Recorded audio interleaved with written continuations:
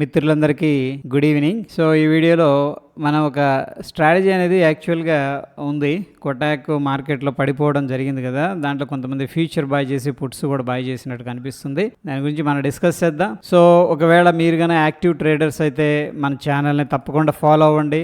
దీంట్లో చాలా good information అనేది మనందరికి కూడా షేర్ చేయడం అనేది జరుగుతూ ఉంటుంది. ఈ ఇన్ఫర్మేషన్ ఒకవేళ మీరు యాక్టివ్ ట్రేడర్ అయితే చాలా హెల్ప్ అవుతుంది. సో దాని తర్వాత మన టెలిగ్రామ్లో కూడా జాయిన్ అవ్వండి. ఎప్పటికప్పుడు ట్రేడ్స్ అప్డేట్ కానీ దాని తర్వాత రన్నింగ్ కామెంటరీ ఉంటుంది. మంచి ట్రేడ్ సెటప్స్ కూడా నేను పోస్ట్ చేస్తూ ఉంటాను. సో బేస్డ్ ఆన్ దట్ ఏంటంటే మీరు ట్రేడింగ్ డెసిషన్స్ అనేవి తీసుకోవడానికి పాసిబిలిటీ ఉంటుంది. ఇక మనం చూస్తే ఇక్కడ కొటాక్ ఏమైంది, దాంట్లో న్యూస్ రావడం జరిగింది.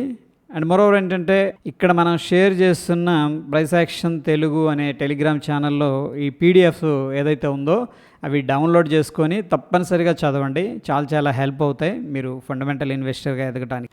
కొటాక్ బ్యాంక్లో ఇక్కడ చూడండి 400 క్వాంటిటీ ఫ్యూచర్ కాంట్రాక్ట్ అనేది బై చేసినట్టు తెలుస్తుంది. అట్ ద సేమ్ టైం ఏంటంటే 1900 పుట్టును కూడా బై చేసినట్టు తెలుస్తుంది. బై అని ఎందుకు అంటున్నామంటే ఇక్కడ 400 క్వాంటిటీ ఇక్కడ పుట్లో కనిపిస్తున్నాయి, 400 క్వాంటిటీ ఇక్కడ వచ్చేసరికి మనకి ఫ్యూచర్లో కనిపిస్తుంది. సో సేమ్ ప్రైస్ అనేది మనం ఒకసారి సిమ్యులేటర్లో యాడ్ చేద్దాం. 1672 రూపాయల 30 పైసల దగ్గర.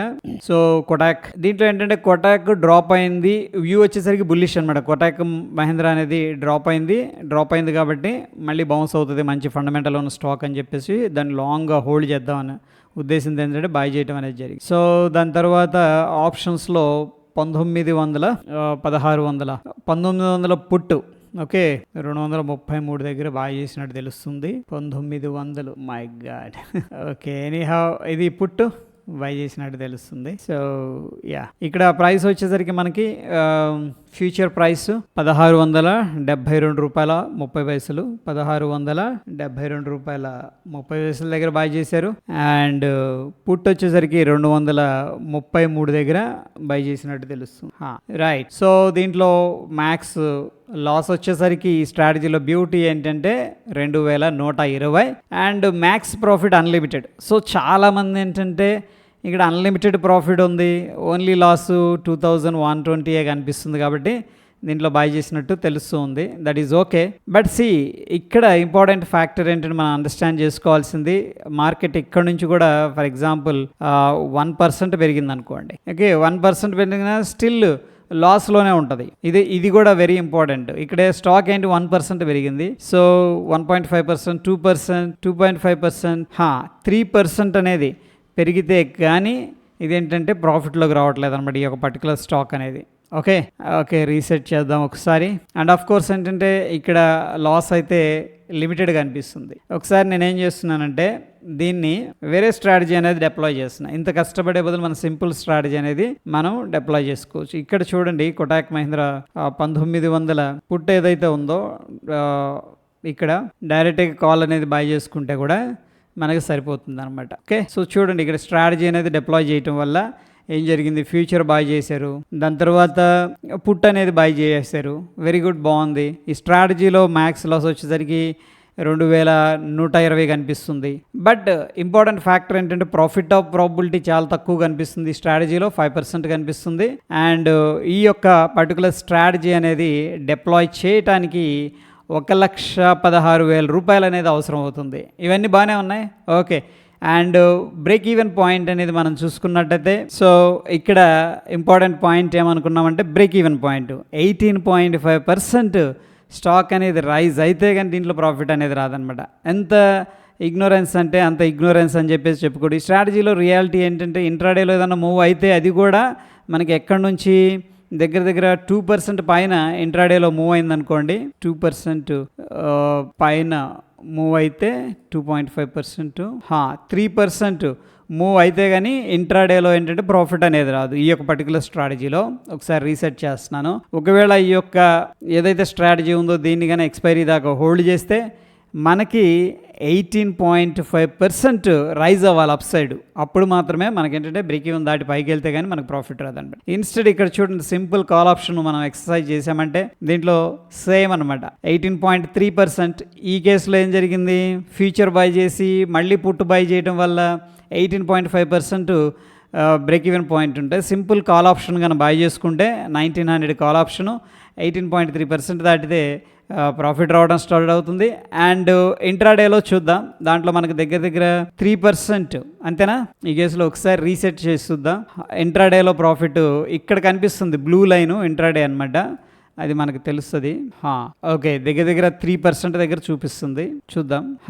3% దాకా ఇంట్రాడేలో మూవ్ అయితే కానీ మనకేంటంటే ప్రాఫిట్ రాదు ఇక్కడ, ఓకేనా. బట్ ఈ కేసులో చూడండి, అసలు ఇంట్రాడేలో మనకు ప్రాఫిట్ రావాలంటే దగ్గర దగ్గర 1.1% వెళ్ళిందంటే చాలు ఇంట్రాడేలో ప్రాఫిట్ వస్తుంది. సో 2.5% వెళ్ళిందంటే ఇంకా మంచి ప్రాఫిట్ వస్తుంది అనమాట, ఏది ఈ యొక్క పర్టికులర్ కాల్ ఆప్షన్ ఇది బై చేసుకుంటే. అయితే కొంతమంది అడగవచ్చు, ఇక్కడ బ్రేక్ ఈవెన్ పాయింట్ కూడా మనకు క్లియర్గా తెలుస్తుంది, 1903 అనేది.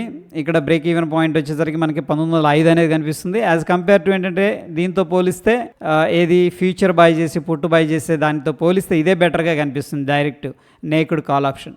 అయితే థీటాటికే అనేది 8 ఉంటుంది కదా అని చెప్పేసి డౌట్ రావచ్చు. అయితే ఫ్రెండ్స్, ఇక్కడ ఈ యొక్క పుట్లో కూడా థీటాటికే ఉంటుంది, ఇది కూడా బయింగే అనమాట. అంటే పుట్టు బై చేయడం అనేది హెడ్జింగ్ కోసం బై చేశారు కాబట్టి డెఫినెట్గా ఇక్కడ కూడా థీటాటికే అనేది ఉంది, రెండిట్లో కూడా ఉంది. ఇంకా చెప్పాలంటే ఒక రకంగా ఈ యొక్క డైరెక్ట్ కాల్ అనేది బై చేసుకుంటే సరిపోతుంది. సింపుల్ స్ట్రాటజీని ఏంటంటే కాంప్లికేటెడ్ చేశారని చెప్పేసి చెప్పుకోవచ్చు మనం, రైట్. దాని తర్వాత ఇంకొక డౌట్ రావచ్చు, అదేంటంటే ఇక్కడ ఫ్యూచర్ అయితే దీన్ని క్యారీ చేయొచ్చు కదా. ఫర్ ఎగ్జాంపుల్ ఈ మంత్ ప్రాఫిట్ రాలేదనుకోండి, ఏది 18.5% పెరగలేదు, నెక్స్ట్ మంత్ పెరగచ్చు, లేదా అవతల నెక్స్ట్ మంత్ పెరగచ్చు కదా.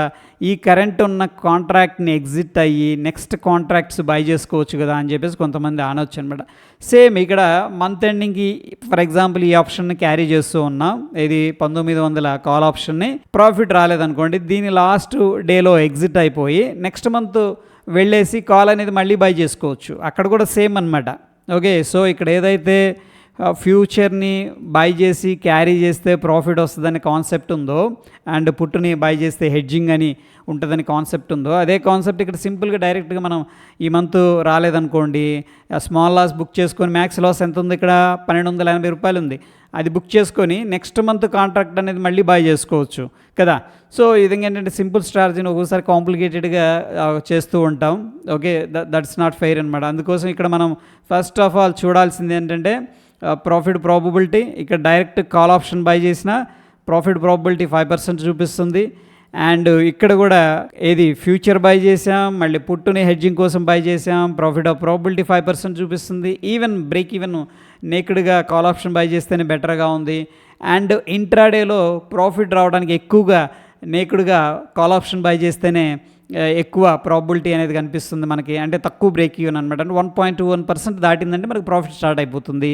అండ్ నెక్స్ట్ ఇంపార్టెంట్ పాయింట్ అంటే ఇక్కడ మ్యాక్స్ లాస్ అనేది ఎక్కువగా ఉంది. ఈవెన్ ఫ్యూచర్ బై చేసుకొని మళ్ళీ పుట్ బై చేస్తే దీంట్లో ఎక్కువ లాస్ చూపిస్తుంది. ఇక్కడ మనం 2 లాట్లు తీసుకోవచ్చు యాక్చువల్గా, ఎందుకంటే ఇక్కడ 2120, ఇక్కడ వచ్చేసరికి ఓన్లీ 1280 రూపాయలు మాత్రమే మ్యాక్స్ లాస్ అనేది కనిపిస్తూ ఉందన్నమాట. Okay, so that is all about ఏంటంటే ఫ్రెండ్స్ ఈ యొక్క హెడ్జింగ్ గురించి చాలామంది మిత్స్ ఉన్నాయి.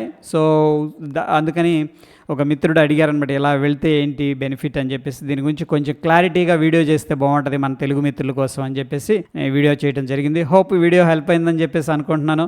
ఫ్రెండ్స్, మన వీడియోస్ అనేది మీకు ఎంతో కొంత హెల్ప్ అవుతున్నాయి అనుకుంటే డెఫినెట్గా లైక్ చేయండి, మీ బంధుమిత్రులతో షేర్ చేయండి. డెఫినెట్గా డౌట్స్ ఏదైనా ఉంటే కింద కామెంట్ రూపంలో తెలియజేయండి.